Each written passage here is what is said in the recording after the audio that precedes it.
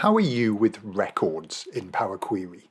And have you ever needed to identify missing data in a row? Well, I'm just going to show you a quick technique to identify null values in a row and then keep those rows, plus also just get your head started to think about records. All right, so here we go. I'm going to simply say, I want to find any record that has a null somewhere in the row. So you start thinking about the approach here, and really what I want to do is sort of identify this line as its own record or item, and then sort of scan through that to try and find the null. So here we go. Add column, custom column. I'm just going to build this up sort of one step at a time. So we're going to start off with just the very simple thing of the underscore. And that represents the row or record that we're dealing with. So let me show you what this looks like. Okay, so it generates a record for each row.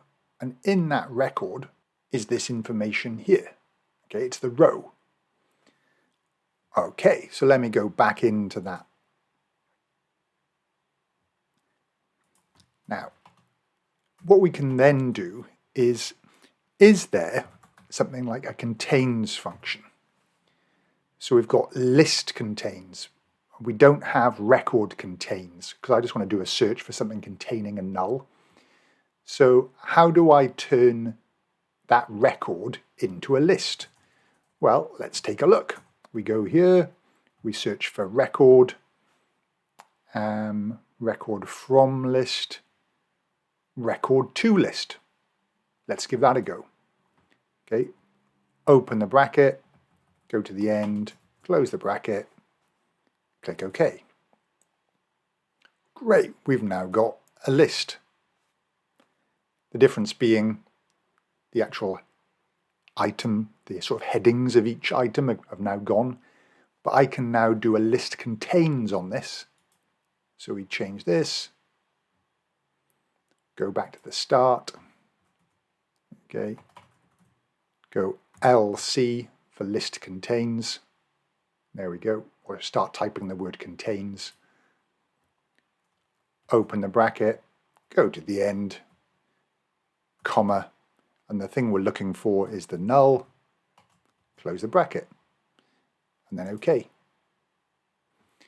And now we've got a series, true, there's a null, okay, false, there's no nulls, etc. And then we can simply apply a filter to keep the trues. When you're doing this, by the way, you can always shortcut it. If you can see the thing you're filtering for, simply right click and say equals, okay, and that just keeps the trues, and then we don't even need that column. And now we can load this data somewhere as an alert. What do you think? Is that helpful? I think that sort of just that underscore, getting your head around the fact that it can create that little list, can be pretty useful. Okay, catch you in the next video. Before you go, check out one of my other videos or playlists and click the subscribe button. Thanks for watching.